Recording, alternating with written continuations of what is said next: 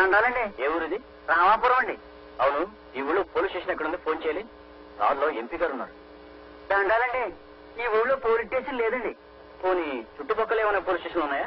5 మైళ్ళ దూరంలో police station ఉండదండి. పోలీస్ స్టేషన్ లేదా? అయితే ఇది బాగా వెనకబడిన ప్రాంతం అన్నమాట. కాదండి.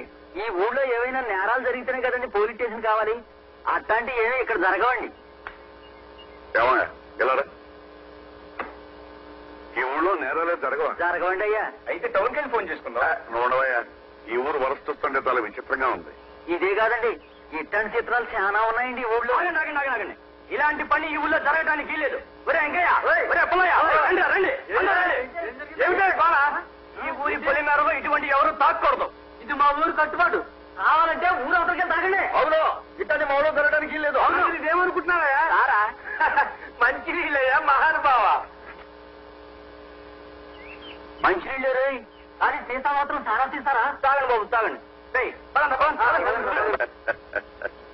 ఈ ఊళ్ళో పోలీస్ స్టేషనే లేదట, ఎవరు నేరాలు చేయరట, ఎవరు తాగరట, ఎవరిని తాగించరట. అంటే పార్టీ బాగా పనిచేస్తుందన్నమాట. ఈ ఊళ్ళో ఏ పార్టీ స్థాయిగా ఉందయ్యా? కాంగ్రెసా? కాదండి. తెలుగుదేశం? కాదండి. జనతా? కాదండి. ఇండిపెండెంట్ అండి. ఇండిపెండెంట్? అవునండి. అందరూ చిన్నబాబు పార్టీయేనండి. ఎవరయ్యా చిన్నబాబు? ఆరేనండి చిన్నబాబు గారు. దేవుడి కన్నా ఎత్తులో నిలబడ్డాడే. మా ఊరికి ఆయనే దేవుడండి. నమస్కారం చిన్నబాబు గారు. నా పేరు సూర్యం, అంతా చిన్నబాబు అంటారు. నా పేరు సత్యనారాయణ, పార్లమెంట్ మెంబర్. అలాగా? ఊళ్ళో జనం మీ గురించి చెప్పడం విని కనీసం మీరు నాకన్నా 10 ఏళ్ళైనా పెద్దవారై ఉంటారనుకున్నాను. నిజంగా చిన్నబాబు, ఇంత చిన్న వయసులో ఇంత క్రమశిక్షణ వీళ్ళలో ఎలా సాధించగలిగారు? ఇందులో నేను సాధించిందే ఉందండి. మా ఊరిని పట్టి పీడిస్తున్న ఒకే ఒక సమస్య తాగుడు. అన్ని నేరాలకు అదే మూలం. కొట్లాటలు, దొంగతనాలు, కుటుంబ కలతలు, సోమరితనం, జూదం, వీటన్నింటికి కూడాను అదే కారణం అని తెలిసింది. వాటిని ఆపడానికి, గ్రామస్తుల్ని నిర్మాణాత్మక ముగ్గు చూపించడానికి తాగుడు మానిపించడమే మార్గం అని నాకు తోచింది. దండాలు చిన్నబాబు గారు. అందరిలో ఒక్కడిని నేను, నాలాంటి వారే అందరూ అన్న సామాజిక స్పృహ ప్రతి ఒక్కరిలోనూ కలిగించాను. ఒక్కొక్కరుగా అంతా బాగుపడ్డారు. దాంతో ఊరే బాగుపడింది. ఇదంతా బంజరు భూమి. ఇప్పుడు సాగులోకి తెచ్చాం. పొలం అందరిది, పని అందరూ చేయాలి. అలాగే పంట కూడా అందరిది. నమస్కారం. ప్రతిరోజు ప్రతివారు ఏదో ఒక ఉపయోగకరమైన పని పెట్టుకుని దాన్ని ఆ రోజే పూర్తి చేయటం. నమస్కారం. దాన్ని ఆ రోజే పూర్తి చేయడం మా గ్రామానికి ఉన్న కట్టుబాటు. నమస్కారం.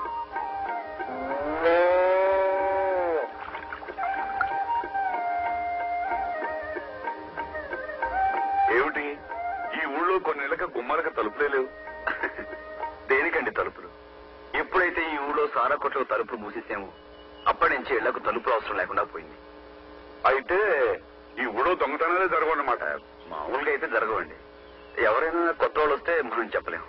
కొత్త వాళ్ళు అంటే నాలాంటి వాళ్ళు. అయ్యో,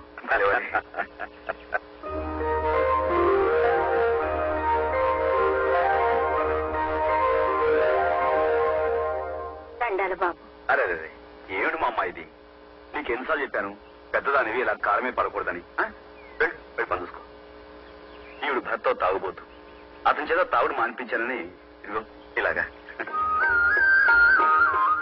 నీటి సమస్యను తీర్చుకోవడం కోసం శ్రమదానం చేసి ఇదిగో ఈ నీళ్ళ ట్యాంకును మేమే కట్టుకున్నాం. మేము ఏ రోజు ప్రభుత్వ సహాయాన్ని ఆశించలేదు. అంటే మేమే ఒక ప్రభుత్వం మా ఉద్దేశం కాదు.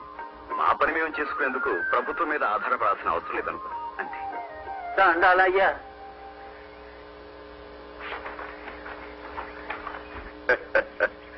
మిమ్మల్ని నేను చిన్నవారు అన్నాను, కానీ ఇప్పుడు నాకు అనిపిస్తాను మీ ముందు నేనే చాలా చిన్నవాడిని. అయ్యో, అదే మాట. రామరాజ్యంలో ఉన్న ఈ అభ్యుదయానికి మిమ్మల్ని ప్రోత్సహించినెవరు? ఈ విషయం నేను పార్లమెంట్ లో చెప్పాలి. వివరంగా చెబితే రామాయణం విన్నంత శ్రద్ధగా వింటాను. మాది రామాయణం కాదు, గ్రామాయణం. మీకు పెళ్ళయిందా? అది కూడా నా కథలోనే ఉంది. బిలహరి గణపతి శాస్త్రి గారనే ప్రఖ్యాత సంగీత విద్వాంసుని పేరు మీరు వినే ఉంటారు. వారి అబ్బాయిని నేను. సుప్రసిద్ధ వాగ్గేయకారుల వంశం మాది. వంశానికి వన్ని తెచ్చే విద్వత్తు మా నాన్నగారిది. మా వదిన అమ్మలేని నాకు అమ్మైనా అక్కైనా నేస్తమైనా అన్నీ తనే అయ్యి ఆదుకుంది. అన్నయ్య పేరు ఉదయం, నోరు లేని మూగవాడు. సరస్వతి లోగిల్లో పుట్టి